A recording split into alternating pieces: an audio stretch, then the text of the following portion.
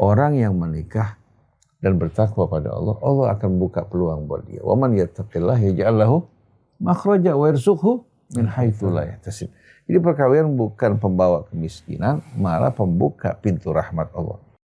Tidaklah kami ciptakan bangsa jin maupun manusia kecuali untuk beribadah. Dari ayat ini yang secara global di sini menunjukkan ya Nabi Adam juga melaksanakan salat, tapi ya tata caranya tapi kita nggak tahu seperti apa. Ya. Wallahu a'lam.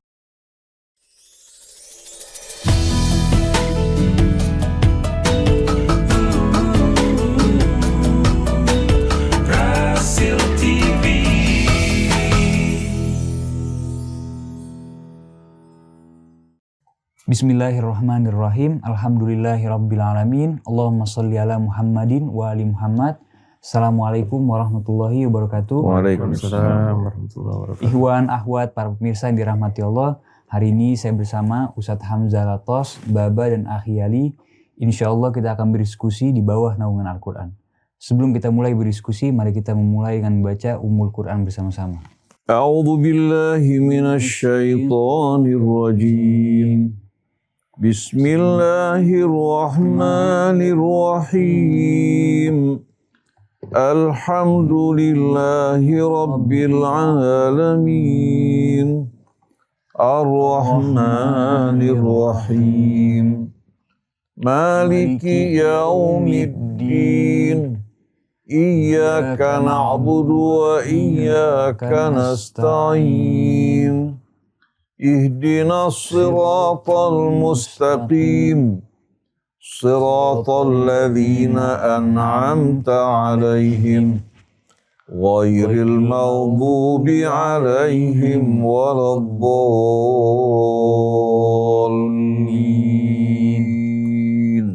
Amin, amin ya rabbal alamin.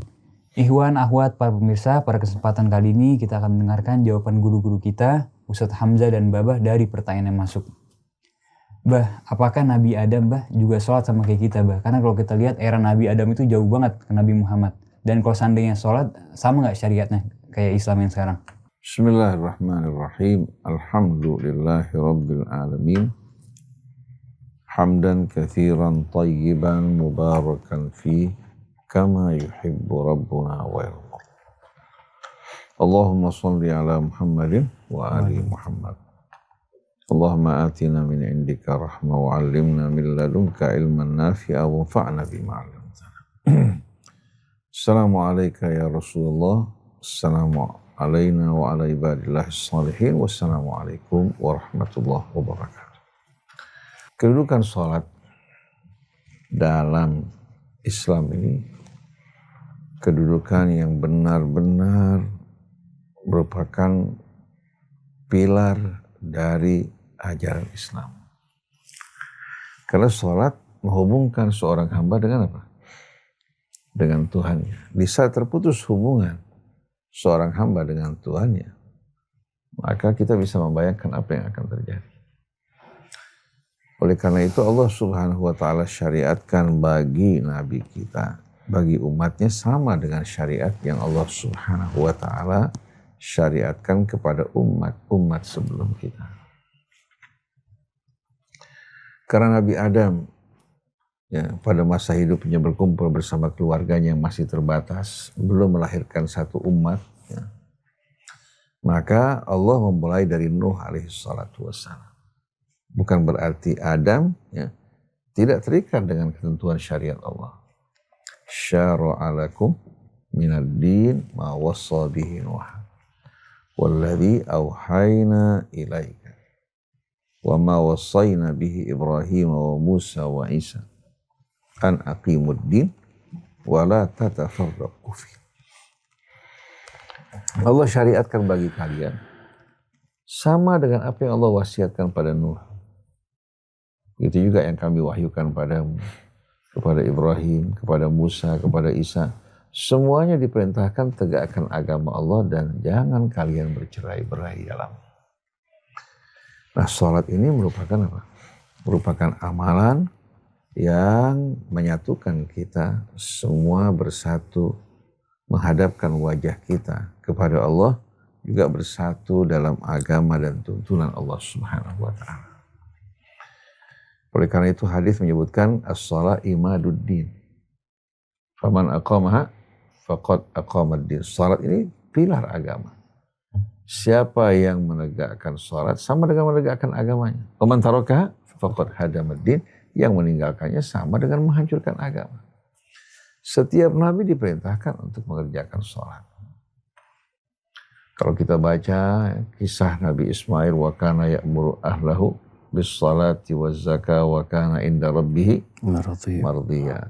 Begitu juga perintah kepada Maryam dengan ungkapan ya Maryam uqnuti li rabbiki wasjudi warka'i ma'ar-raki'in. Ini menunjukkan kepada salat. Kepada salat. Apakah ada perbedaan dalam tata caranya dengan sendirinya? Hal ini kita tidak apa? Tidak sama sekali ketahui secara jelas karena tidak ada pemberitahuan dari Allah. Tapi yang jelas perintah untuk ruku, perintah untuk sujud, perintah yang Allah sebutkan berulang-ulang. Baik kepada Bani Israel, begitu pula kepada umat Nabi kita Muhammad SAW.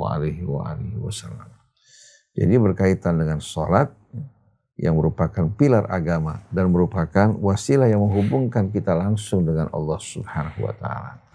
Kita mendengarkan Allah berbicara kepada kita melalui ayat-ayatnya. Kita juga mengungkapkan semua isi hati kita kepada Allah Subhanahu wa taala, merupakan hal yang ada pada syariat setiap nabi.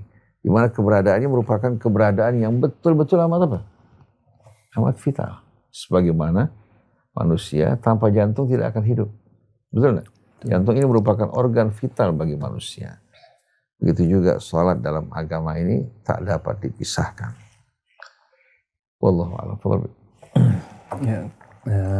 Nabi Allah Adam kan manusia. Ya. Allah Subhanahu wa taala dalam surah Az-Zariyat berfirman, "Wa ma khalaqtul jinna wal insa illa liya'budun." Tidaklah kami ciptakan bangsa jin maupun manusia kecuali untuk beribadah. Nah, beribadah memang luas artinya. Di dalam surat Taha diperjelas lagi ibadah yang paling utama yaitu salat. Innani anallah dalam surat Taha. La ilaha illa ana fa'budni wa aqimus salata li dzikri. Ya. Sungguhnya aku adalah Allah. La ilaha illa ana. Tidak ada Tuhan melainkan aku. Fa'budni, maka sembahlah aku. Nah, diterangkan lebih khusus secara menyembahnya adalah wa aqimus salata li dzikri, dan dirikanlah salat li dzikri dengan tujuan untuk mengingat aku. Nah, ini jadi dari sini ya, dari ayat ini yang secara global di sini menunjukkan ya Nabi Adam juga melaksanakan salat, tapi ya tata caranya tapi kita nggak tahu seperti beda, apa ya. Wallahu a'lam. Ya Hamzah, Abah nih ada pertanyaan berkaitan sama media sosial. Bagaimana cara memanfaatkan media sosial sesuai dengan ajaran Islam tanpa terjebak dalam gosip kebencian atau konten yang tidak bermanfaat? Allah Subhanahu wa taala perintahkan kita di dalam Al-Qur'an untuk betul-betul berlaku adil pada setiap ucapan kita. Wa idza qultum fa'dilu walau kana dza qurba. Kalau kalian berbicara dengan adil walaupun konsekuensinya apa? Merugikan kerabat kamu. Artinya kebenaran disampaikan dengan tegas. Kesaksian juga disampaikan sebagaimana adanya. Allah Subhanahu wa taala dalam dua ayat, satu dalam surah An-Nisa, satu dalam surah Al-Maidah. Ya ayyuhalladzina amanu kunu qawwamina bil qisti syuhada'a lillah walau ala anfusikum awil walidain wal aqrabin. Wahai orang-orang yang beriman, jadilah kalian penegak keadilan. Qawwamina bil qisti, sungguh-sungguh betul-betul dengan lurus menegakkan keadilan. Syuhada lillah, begitu juga dalam kesaksian. Kamu menyampaikan kesaksian ini dengan betul-betul apa? Melihat Allah. Merasakan bahwa kita diawasi oleh Allah. Bukan karena keuntungan-keuntungan duniawi yang kecil. Walau ala anfusikum awil walidaini wal aqrabin. Walaupun konsekuensinya merugikan kalian atau kedua orang tua kalian atau kerabat kalian. Kita kan tahu kita wajib berbakti pada ayah ibu kita, berbuat kebaikan. Tapi pada saat kita diminta untuk menjadi saksi atau kita menyampaikan kebenaran, kita harus sampaikan apa adanya. Dan ini tidak melanggar kebaktian kita kepada kedua orang tua. Begitu juga dalam surat Al-Maidah. Ya ayyuhalladzina amanu kunu qawwamina lillahi syuhada'a bil qist. Wahai orang yang beriman, jadilah kalian orang-orang yang betul-betul apa? Bekerja dengan lurus, dengan mengharapkan ridha Allah dalam menyampaikan kesaksian kalian juga. Kalian sampaikan kesaksian kalian apa adanya dengan mengharapkan Allah. Kunu qawwamina lillahi syuhada'a bil qist. Wala yajrimannakum syana'anu qaumi alla ta'dilu. Jangan rasa tidak suka kalian terhadap satu kaum, kebencian kalian terhadap satu kaum mendorong kalian berlaku tidak adil. Wala yajrimannakum syana'anu qaumin ala alla ta'dilu. Jangan kebencian satu kaum atas kalian atau kebalikannya kebencian kalian atas satu kaum membuat kalian berlaku tidak adil. I'dilu huwa aqrabu littaqwa. Berlaku adillah, dia akan lebih dekat atau mendekatkan kalian ke dalam ketakwaan. Dalam surat Al-Maidah pada ayat-ayat, kalau tidak salah ayat kedua atau ketiga, wala yajrimannakum syana'anu qaumin an saddukum anil masjidil harami, ya, anta'dilu. Jangan kalian karena kebencian kalian terhadap satu kaum yang telah memalingkan kalian dari Masjidil Haram, kalian berlaku tidak adil. Jadi kita lihat bagaimana penekanan terhadap keadilan itu betul-betul merupakan satu keharusan. Jadi dalam memberitakan, ya, untuk menyampaikan kebenaran dalam rangka kesaksian, kita sampaikan apa adanya. Tapi menyangkut aib orang lain, aib orang lain yang bersifat pribadi dan tidak mendatangkan efek buruk bagi masyarakat dan lingkungan, tidak juga membahayakan seseorang, kita nggak dibolehkan sama sekali menyebarkan hal yang buruk di media.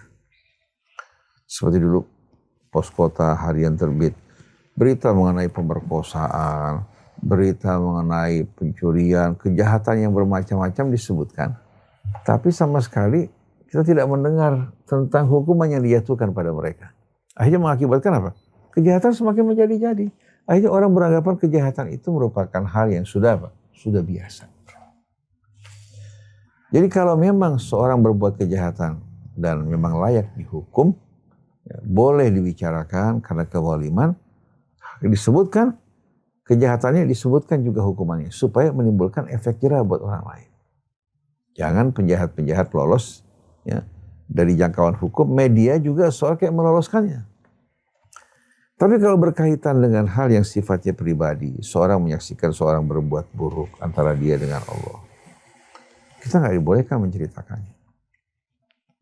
Kecuali kalau dia dianiaya. Contohnya, dia kerjasama sama seseorang, ternyata itu orang mengkhianati dia. Dia dibolehkan menceritakan, bahkan mengadukan urusannya. Tapi kalau sifatnya pribadi antara dia dengan Allah, contoh jangan jauh-jauh, seorang berzina, yang menyaksikan cuma kita, orang lain tidak menyaksikan. Kita nggak boleh sama sekali menceritakan kejelekan dia. Berikan nasihat supaya dia bertobat sebelum auratnya dan aibnya dibuka di muka umum. Dan jelaskan bahwa saya akan menutupi kesalahan kamu. Semoga Allah memberikan hidayah kepada kamu. Oleh karena itu tegaskan, la yuhibbullahu jahra bisu'i minal qawli illa man zulim. Allah tidak menyukai orang yang suka buka-bukaan tentang keburukan kecuali kalau dia dianiaya. Indah sekali kan? Jadi kalau seandainya media mengikuti aturan Islam, di samping menyampaikan berita dengan adil, menyampaikan kesaksian dengan adil, kemudian tidak menyebarkan juga hal-hal yang buruk yang bersifat pribadi. Di saat menyebutkan perbuatan kriminal, kejahatan, ya, yang berdampak buruk terhadap masyarakat, disebutkan kejahatan mereka, kemudian menuntut kepada yang bersangkutan yang berwajib untuk apa? Untuk menegakkan hukuman. Jadi ini baru ada perbaikan. Tapi sayangnya media kita ini kan luar biasa tanpa aturan. berkaitan dengan aib orang lain, diceritakan sampai lama-kelamaan orang tuh yang bersangkutan menceritakan tanpa malu-malu.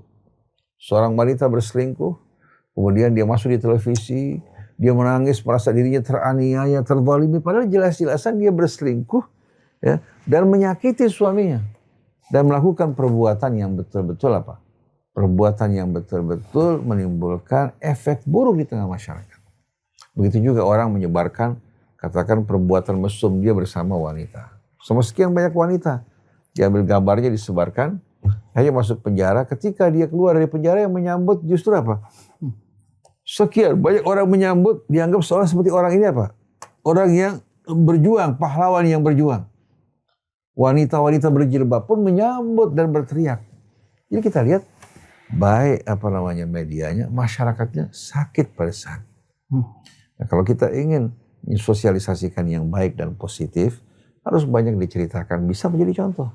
Yang buruk, ya, kalau yang perlu diceritakan karena menyangkut kezaliman terhadap orang lain sebagai tuntutan agar yang berwenang menghukum. Kalau seandainya dihukum juga hukumannya diumumkan.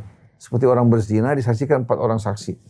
Bukan karena zinanya aja dihukum, tapi karena dia berzina bisa disaksikan 4 orang saksi, berarti ini orang mengajak, mempropagandakan. Sudah tidak punya malu lagi. Allah perintahkan pada saat penghukumannya disaksikan oleh banyak orang. Kenapa? Supaya menimbulkan efek jerah hingga masyarakat tidak berani melakukan hal seperti ini.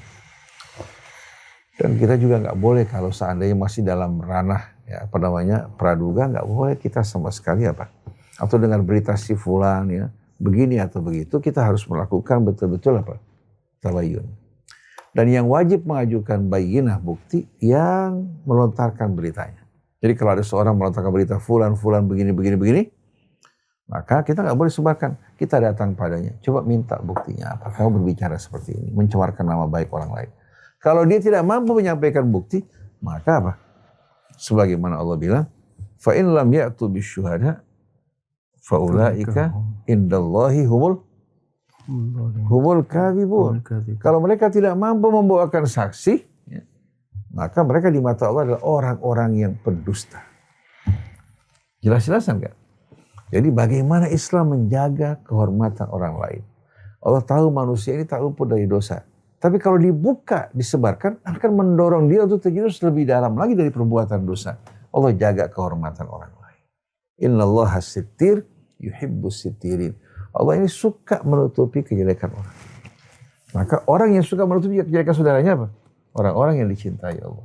Yang menutupi aurat saudaranya, Allah akan tutupi auratnya. Tapi dianggap seolah-olah orang yang tidak menceritakan hal ini dianggap orang-orang munafik katanya. Padahal yang suka menyebarkan perbuatan keji di tengah-tengah orang yang beriman, Allah sediakan bagi mereka azab yang maha pedih dunia dan akhirat. Innal ladzina yuhibbuna an tasyi'al fahishatu fil ladzina amanu lahum adzabun alimun fid dunya wal akhirah. Wallahu ya'lamu wa antum la ta'lamun. Sesungguhnya mereka-mereka yang suka menyebarkan perbuatan keji di tengah-tengah orang yang beriman, Allah sediakan bagi mereka azab yang pedih dunia maupun di akhirat. Kenapa? Wallahu ya'lamu wa antum la ta'lamun. Allah lebih tahu, kalian tidak tahu akibat dari apa. Menyebarnya hal ini akan menimbulkan penularan yang berbahaya, merusak jiwa dan mental masyarakat. Wallahu a'lam.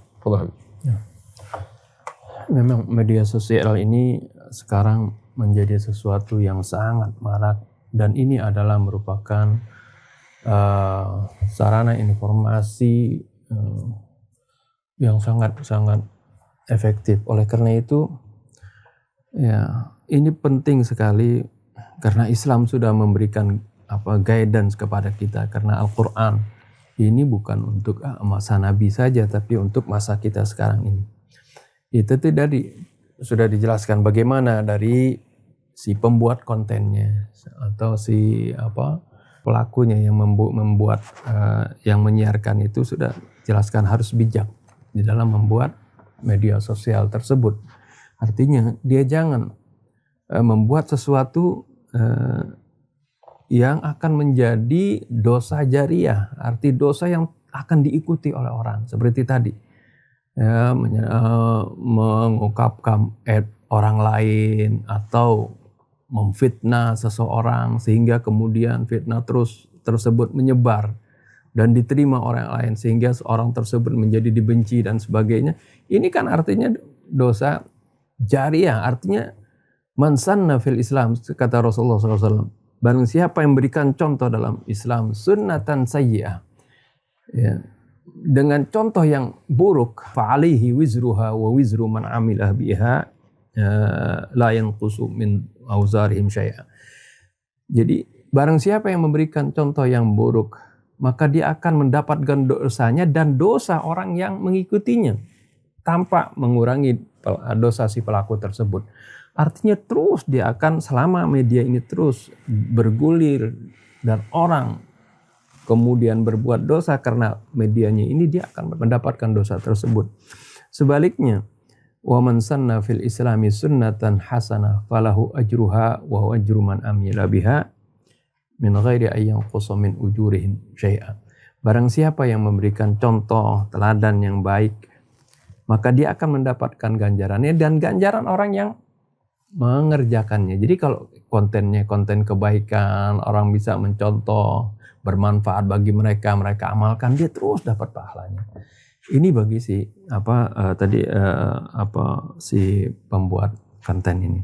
Bagi orang yang menerima konten itu juga ada guidance dalam Al-Quran.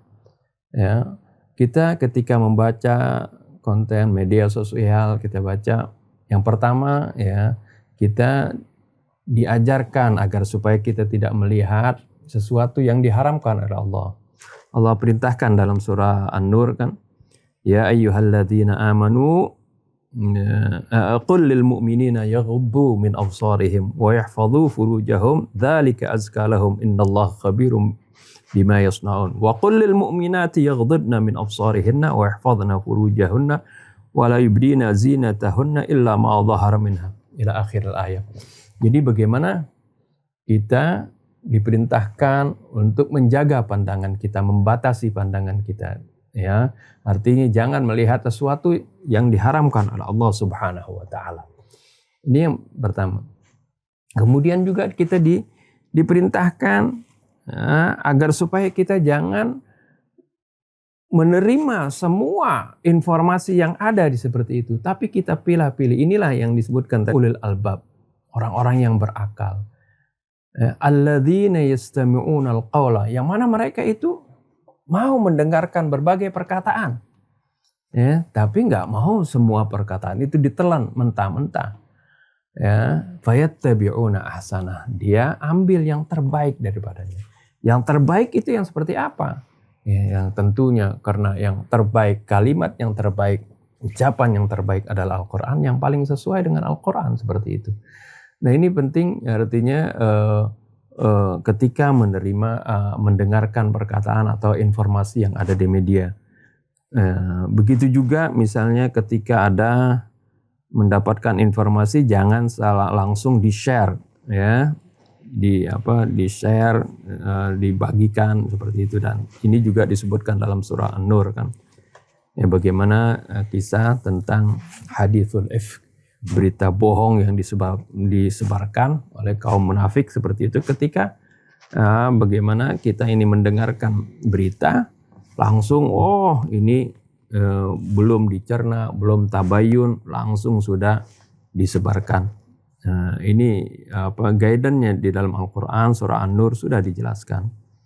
Ya, ketika Allah Subhanahu wa taala menyebutkan laula idz sami'tumuhu dhannal mu'minuna wal mu'minatu bi anfusihim khaira wa qalu hadza ifkum mubin.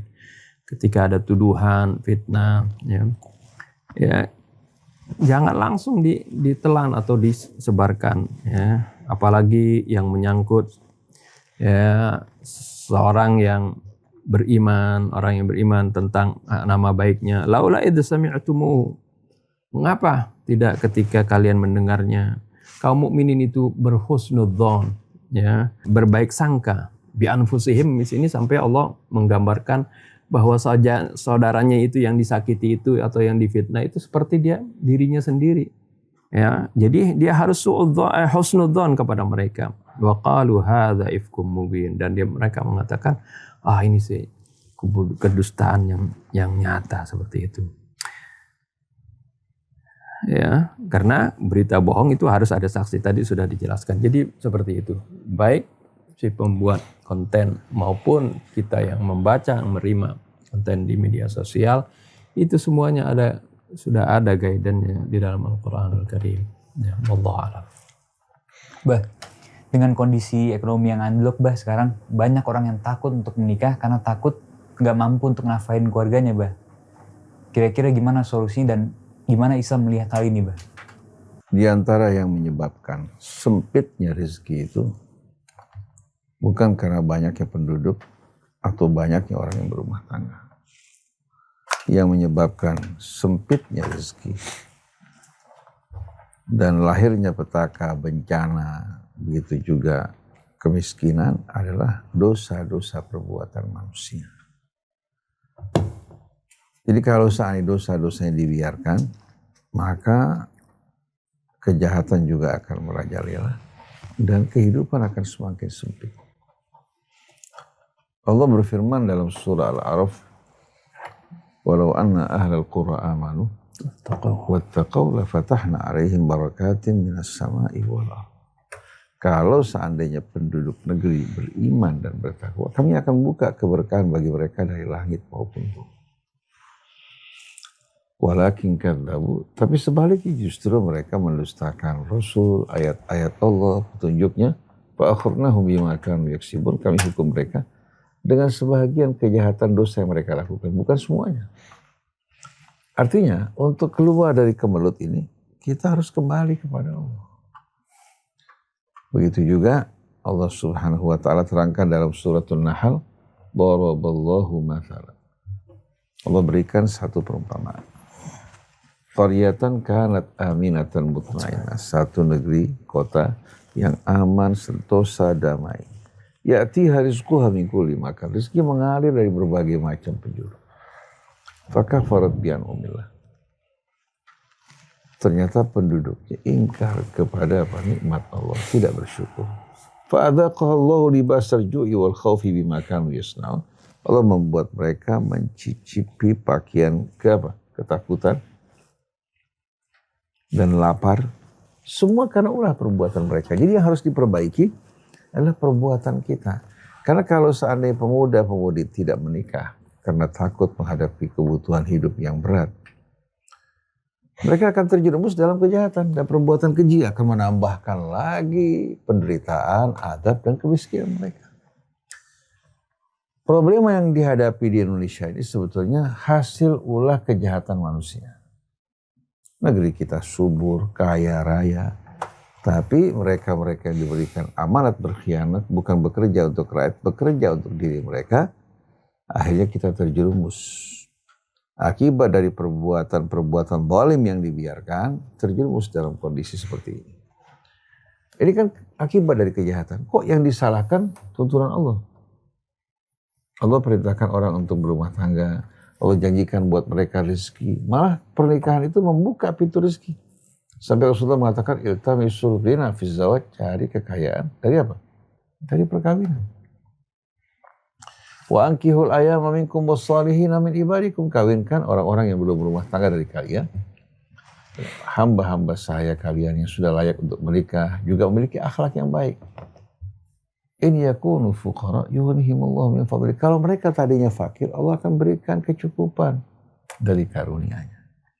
Allah akan berikan mereka kekayaan di samping dari usaha mereka dari karunia Allah. Jadi pemuda-pemudi kalau takut menikah karena beban hidup yang begitu berat, ketahuilah bahwasannya yang menjadi beban yang memberatkan hidupnya karena dirinya bergantung kepada dunia, tidak bergantung pada Allah. Akibatnya dunia membuat dirinya tersiksa, terpenjara, dan terjajah. Hidup dalam ketakutan. Walaupun dia merdeka secara fisik, tapi jiwanya terpenjara. Kenapa? Karena bergantung pada makhluk. Bergantung juga pada apa? Pada kondisi dan keadaan. Kalau kondisinya baik, ya, dia mau berumah tangga, kondisinya buruk, ya, dia berpaling menjauh dari apa yang Allah Subhanahu wa taala ajarkan. Pada masa Nabi, sahabat-sahabat Nabi itu hidup prihatin. Mereka bisa mendapatkan segenggam gandum untuk keluarganya membuat roti sudah kebahagiaan.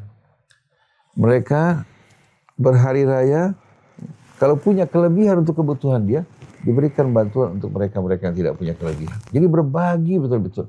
Bukan tunggu kaya. Mereka punya katakan untuk makan hari buat keluarga. Ada kelebihan, mereka bagikan untuk tetangga-tetangga mereka. Indonesia kan, coba hasil apa yang enggak Indonesia? Saudi ada minyak, kita punya minyak. Mereka mengatakan kita defisit, salah. Karena terjadi korupsi, terjadi manipulasi, ya. Akhirnya kita jerumuskan diri dan bangsa kita ke dalam kehancuran. Kita punya emas. Kita punya apa? Punya juga sumber daya manusia yang luar biasa. Kita punya juga apa? Sungai-sungai yang begitu banyak, hujan yang lebat yang turun. Kok kenapa kita harus mengimpor kebutuhan pangan dari luar? Aneh nggak? Iya. Jadi karena salah urus terjadi semua ini. Jadi nggak benar orang kalau berpaling dari pernikahan karena takut ya, menghadapi beban hidup. Ketahuilah, orang yang menikah dan bertakwa pada Allah, Allah akan buka peluang buat dia. Wa man yattaqillah yaj'al lahu makhraja wa yarzuqhu min haitsu la yahtasib. Jadi perkawinan bukan pembawa kemiskinan, malah pembuka pintu rahmat Allah. Begitu juga anak. Orang-orang jahiliyah dulu sebelum Islam, mereka karena takut sampai melarat. Ada yang takut juga gak mampu untuk makan, mereka bunuh anak mereka. Apalagi kalau anak perempuan. Allah mengatakan wala taqtulu auladakum khasyata imlaq. Jangan kalian membunuh anak-anak kalian karena takut lapar. Nahnu narzuquhum wa iyyakum. Kami akan memberikan rezeki buat mereka, bukan kamu, termasuk kalian juga. Paham enggak? Ayat yang lain dalam surat Al-An'am, wala taqtulu auladakum min imlaq. Jangan kamu bunuh anak kalian min imlaq karena kondisi kamu yang susah. Nahnu narzuqukum wa iyyahum. Kami akan berikan kalian rezeki. Termasuk mereka. Ada perubahan ini. Narzuqukum wa iyyahum. Kalau dalam surat Al-Isra, narzuquhum wa iyyakum. Berapa? Karena dalam surat Al-Isra, anak yang jadi persoalan. Allah akan berikan mereka rezeki, termasuk juga kamu. Kalau dalam surat Al-An'am, dia dalam keadaan sulit. Kami akan berikan rezeki buat kalian. Dan termasuk mereka. Jadi kalau kita perhatikan di sini, Allah sebetulnya berjanji untuk membukakan pintu rahmatnya. Tapi kita bukan membuka, malah menutup dengan dosa kejahatan yang kita lakukan. Jadi sungguh salah kalau orang menjauh dari pernikahan karena kesulitan hidup. Bapak lu waktu pertama kali menikah gak punya apa-apa, tinggal di pinggir kali. Pendapatan cuma 100.000 per bulan. Sedangkan kebutuhan pada saat itu minim pas-pasan 300.000. Tapi kita jalankan hidup, kita minta bantuan sama Allah. Kita belajar dari kesusahan ini hingga muncul rasa apa? Yakin dan tawakal pada Allah Subhanahu wa ta'ala. Tapi banyak orang berpendidikan tinggi saat ini, maju, tapi hatinya kecil, tidak yakin. Kenapa? Karena hatinya tidak terhubung dengan Allah Subhanahu wa ta'ala. Wallahu a'lam. Ya, sudah jelas bagaimana Allah Subhanahu wa taala menjanjikan wa ankihul ayama minkum wassalihin min ibadikum wa imaikum iyakunu fuqara yughnihimullahu min fadlih. Di sini perintah kepada para orang tua untuk menikahkan anak-anaknya, menikahkan orang yang di bawah kekuasaannya ya, atau tanggung jawabnya. Allah janjikan iyakunu fuqara yughnihimullahu min fadlih. Jika mereka itu fakir, ya, maka Allah yang akan mencukupkan mereka dari karunia-Nya. Ini menunjukkan bagaimana ya, karena yang Allah Subhanahu wa taala yang memberikan rezeki adalah Allah Subhanahu wa taala. Terkadang ketika di masa sulit, ada saja Allah Subhanahu wa taala berikan jalan keluar kepada hamba-hamba yang Allah kehendaki seperti itu. Jadi kalau kondisi yang sulit ya, terutama kalau dikaitkan dengan negeri kita ini, negeri yang makmur, negeri yang subur, negeri yang kaya, kenapa bisa sulit? Ya, tadi sudah dijelaskan. Dan memang ya, bagaimana karena diurus oleh pejabat-pejabat yang korup seperti itu, Maka sehingga seharusnya kekayaan yang bisa dinikmati oleh rakyat banyak diambil, dikuasain seperti itu. Nah, kezaliman ini, dosa zalim ini ya harus jangan dibiarkan, harus ada kita berteriak, bersuara, memprotes seperti itu. Kalau dibiarkan ya nanti ketika terjadinya azab ya, akan menimpa semuanya. Inilah yang kita rasakan. Allah Subhanahu wa taala ingatkan dalam surah Al-Anfal, "Wattaqu fitnatan la tusibanna alladziina dzalamu minkum khassah." Hindarilah diri kalian dari fitnah, dari musibah, dari azab, dari malapetaka. Yang mana ketika turun itu tidak hanya menimpa orang-orang yang zalim saja, bukan si koruptor ini saja yang mendapatkan akibatnya nanti, tapi semuanya banyak. Ya, la tusibanna alladziina dzalamu minkum khassah. Yang tidak menimpa kepada orang yang zalim saja, yang khusus kepada orang zalim saja, tidak. Tapi bisa berakibat kepada masyarakat luas. Inilah yang harus dihindarkan. Ya seperti itu, dan menghindarinya ya harus kita hilangkan orang-orang yang berbuat zalim itu, ya, harus benar dihilangkan kezaliman sehingga tidak menyebar, berdampak kepada masyarakat banyak. Allah. Ini sama orang lagi kebakaran, bukan bawa air, bawa api lagi. Kebakaran yang selalu kita hentikan, malah dia membawa api lagi. Begitu juga pemuda yang seharusnya mendapatkan pengarahan agar tidak menambah kerusakan, malah ditambah apa? Dijerumuskan dalam kerusakan.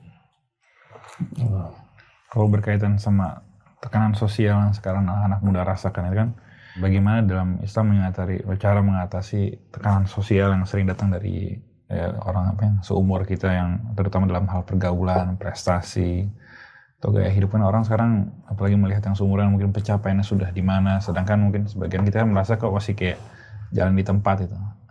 Sebetulnya yang menyebabkan kita merasa tertekan, kita berjalan lambat, teman-teman kita yang sejawat, yang seusia dengan kita sudah melejit ke depan, bisa memenuhi kebutuhannya bahkan secara berlebih-lebihan, sedangkan kita mengalami cobaan yang begitu berat.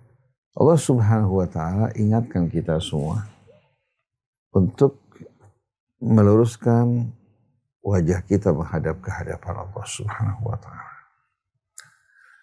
Begitu kita menghadap ke hadapan Allah Subhanahu wa taala, kita berbaik sangka pada Allah, yakin akan janji-janji Allah, maka dalam perjalanan kita menghadapi cobaan-cobaan hidup ini gak bakal berasa berat sama sekali. Tapi yang membuat kita mudah mengalami tekanan, mengalami depresi, mengalami tekanan, kenapa? Kita terpesona silau menyaksikan berbagai macam hiasan dunia yang diberikan kepada yang lain. Allah sering mengatakan qul mata'un qalil. Ini merupakan satu kesenangan yang singkat dan pendek. Oleh karena itu, kita sering mendengarkan nasihat-nasihat ya dari Imam Ali alaihi salatu wassalam yang mengingatkan kita bahwa asas dari penderitaan itu termasuk diantaranya Umar al-Khayyam dalam syair. Zakharifud dunya asasul alam. Gemerlap dan hiasan dunia ini itu merupakan sumber penderitaan buat kita. Karena pasti kita akan menghadapi apa? Begitu kita mulai terbius, tergoda oleh zakharifud dunya ini, kita akan mengalami kehilangan, mengalami rasa sakit yang bermacam-macam. Dan juga apa? Akan mengalami saat-saat kita menghadapi apa? Rasa frustasi.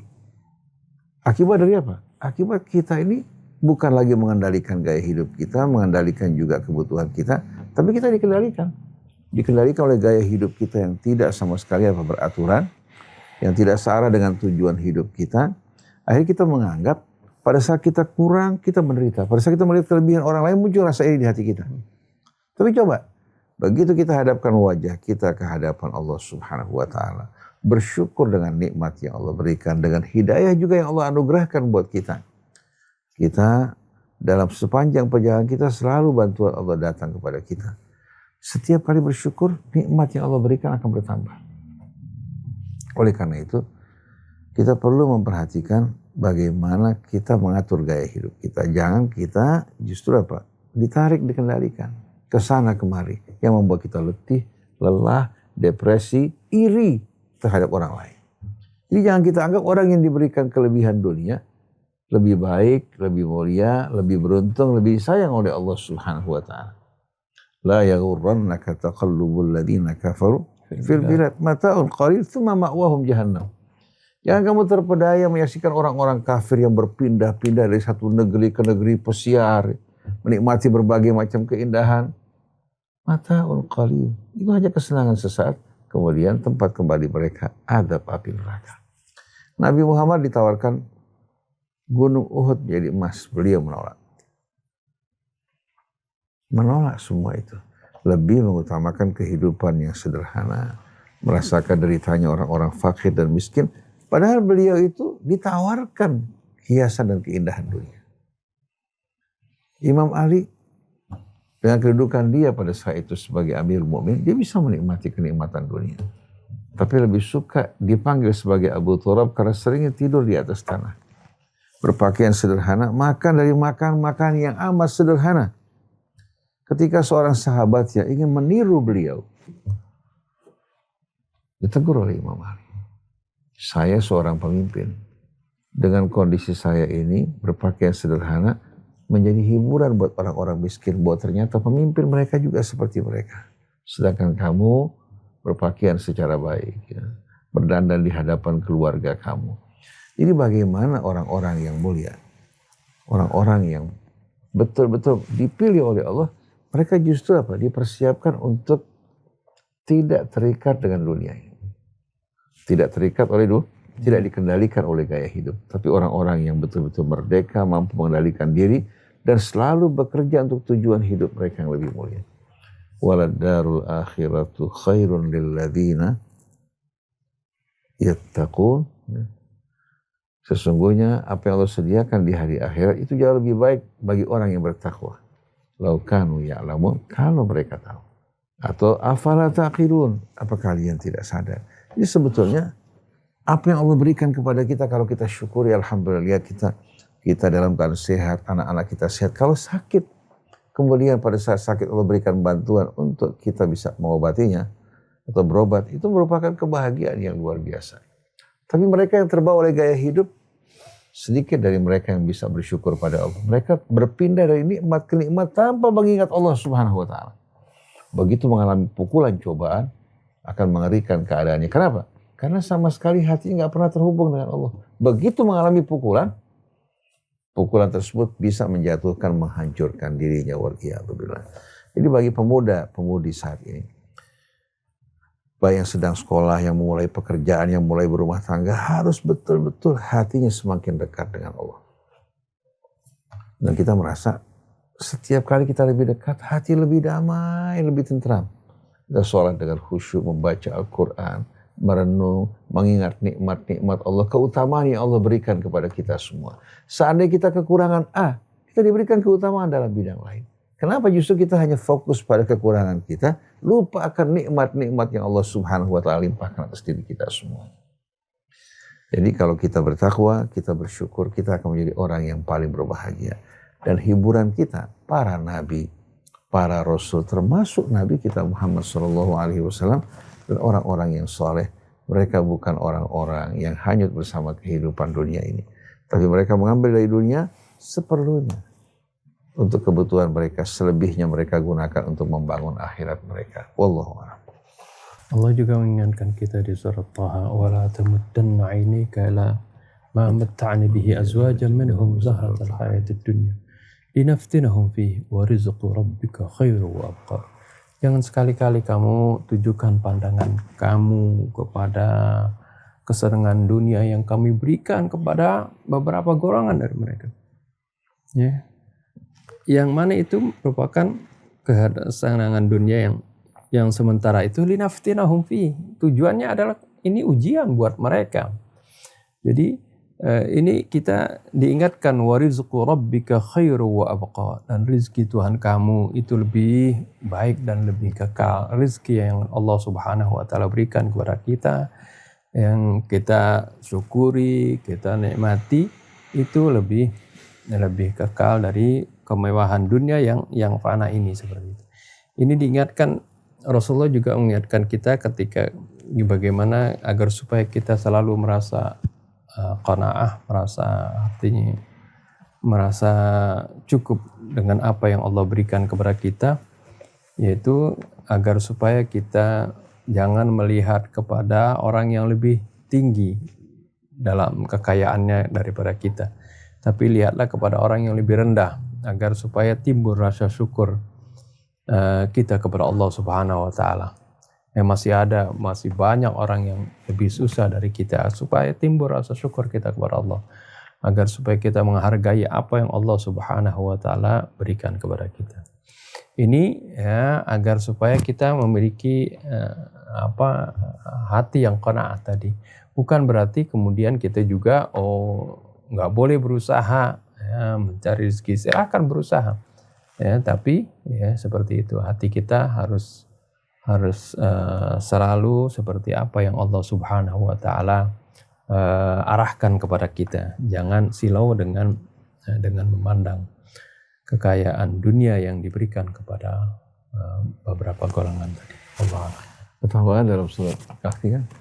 Seperti yang tadi Ustaz katakan, wasbir nafsaka ma'al ladzina yad'una rabbahum bil ghadati wal 'ashyi yuriduna wajha wa la ta'du aynaka anhum turidu zinatal hayatid dunya wa la tuti' man aghfalna qalbahu an dzikrina wattaba'a hawa wa kana amruhu furata. Ini nasihat untuk Rasul. Sabarkan diri kamu ya Rasulullah, berkumpul dengan orang yang setia, berdoa memohon kepada Tuhan mereka pagi dan petang. Yuriduna wajah, yang mereka dambakan wajah Allah, artinya keridhaan Allah. Yang mereka harapkan adalah rahmat Allah Subhanahu wa taala. Ini penting. Berzikir bukan hanya zikir, salat bukan hanya salat, tapi mengingat Allah yang menjadi dambaan mereka Allah. Allah ini penguasa seluruh alam semesta. Idza arada syai'an an yaqula lahu kun fayakun. Kemudian wala ta'du aynaka anhum. Jangan pandangan mata kamu beralih dari mereka ini yang menginginkan Allah. Turidu zinatal hayatid dunya, kepada orang yang menginginkan kehidupan dunia. Jadi wala ta'du aynaka anhum. Jangan pandangan matamu beralih dari mereka. Turidu zinatal hayatid dunya, menginginkan hiasan-hiasan kehidupan dunia. Wala tuti' man aghfalna qalbahu an dzikrina. Jangan kamu ikuti, turuti, jangan kamu bergaul bersama orang-orang yang hatinya kami lalaikan untuk mengingat kami. Wattaba'a hawa, dia mengikuti hawa nafsunya. Wa kana amruhu furta, dan keadaannya betul-betul amat kritis. Kalau kita kumpul sama orang yang suka membanggakan dunianya, hidup bersenang-senang, sedangkan kita untuk kebutuhan sehari-hari tidak terpenuhi, lama-kelamaan apa? Kita akan merasa apa? Takdir Allah itu kejam. Kenapa si fulan kok dengan mudah kita dalam kondisi seperti ini? Kenapa? Karena kita terpedaya. Mata kita ini tidak melihat dengan jernih. Kita beranggapan dia mulia, padahal sebetulnya kemuliaan itu pada orang yang hatinya selalu mengingat Allah.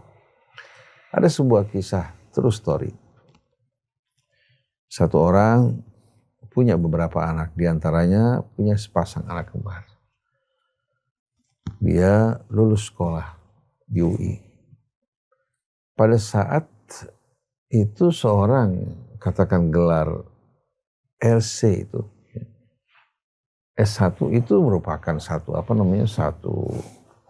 tingkatan yang amat tinggi, di mana jumlah orang yang belajar itu sedikit, masih pada saat muda. Ini terjadi puluhan tahun yang lampau. Kalau sekarang PhD sudah banyak. Ketika dia berangkat menggunakan motor berdua untuk mengambil ijazahnya, terjadi kecelakaan, meninggal dunia. Orang tuanya betul-betul terpukul yang luar biasa. Biasa orang, ya, kalau anaknya sukses sekolah kan punya harapan anak-anaknya ini bisa berhasil dan paling tidak bisa membantu dirinya, bisa juga membantu saudara-saudaranya. Tapi ternyata harapan dia pupus ketika kedua anak ini yang diharapkan meninggal dunia. Mulai saat itu, subhanallah, dia beralih total, selalu berzikir kepada Allah Ta'ala. Kita lihat dia berjalan, di jalan-jalan sambil berzikir. Di sana dia menemukan kebenaran yang amat indah. Rupanya Allah memilih bagi anak yang terbaik dan memilih buat diri juga yang terbaik. Ketika dia menjadikan anaknya sebagai harapan, kalau dibiarkan ini berlarut-larut bisa membahayakan diri. Bisa membuat dirinya semakin jauh dari Allah. Allah ambil kedua anaknya. Allah subhanahu wa ta'ala hubungkan hatinya yang tadinya tidak terlalu dekat dengan Allah, sepenuhnya kembali pada Allah Ta'ala. Dia mulai saat itu berlepas tangan dari makhluk dan sepenuhnya bergantung pada Allah. Nah, yang tertinggal ada anak laki-laki yang kurang begitu baik, tidak seperti yang meninggal dunia, sama perempuan-perempuan yang masih lemah. Yang perempuan kebetulan bidan. Jadi dia bekerja sebagai bidan bersama saudara-saudaranya. Buka kegiatannya di rumah. Usaha seorang bidan kan untuk mendapatkan kekayaan tidak sama dengan mereka-mereka yang bergelar. Tapi mereka betul-betul bekerja dengan baik, dengan tulus, dengan jujur. Satu hari si anak berkata pada orang tua yang perempuan, berkata pada ayah, kenapa kita terus seperti ini? Kapan kita bisa maju? Orang-orang semua sudah pada maju, berkembang dengan pesat, beli ini, beli itu. Sedangkan kita masih seperti ini. Si Abah sambil meneteskan air mata berkata, ya binti, Abah ini kalau setiap malam lihat kamu semua dalam keadaan sehat, buka kamar kalian tidur dengan nyaman, walaupun keadaan pas-pasan, alhamdulillah wa syukurillah. Kita begitu lihat, alhamdulillah kita aman, kemudian anak-anak kita juga dalam keadaan sehat. Ini kebahagiaan yang luar biasa untuk kebutuhan sehari-hari terpenuhi. Sampai dalam sebuah riwayat, man kana aminan fi sirri. Orang kalau aman, tenang baik di rumahnya dalam perjalanannya, mu'afan fi badani, sehat badannya, wa ma huqutu yaumi, dan dia mendapatkan semua kebutuhan makannya sehari-hari, faqad hizat lahu dunya bihadzafiriha, dia telah menerima dunia dan seluruh isinya. Jadi jangan diukur dengan banyaknya yang kita punya, tapi kalau kita diberikan kesehatan, keamanan, dan kecukupan dalam kebutuhan sehari-hari kita orang yang paling kaya. Tapi yang membuat kita ini menderita, sedih, karena kita bandingkan ini dengan apa yang ada pada orang lain. Padahal belum tentu kalau Allah berikan kepada kita akan bahagia. Benar? Belum tentu. Ini merupakan fakta. Jadi insya Allah mudah-mudahan kita selalu menjadi hamba yang bersyukur, yang banyak bertafakur.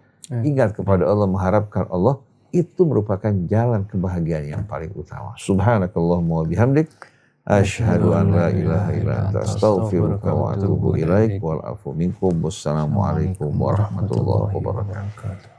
Jazakumullah khair Ustaz Hamzah Baba atas nasihat dan penjabarannya, mudah-mudahan jadi wasilah dan hidayah untuk kita semua.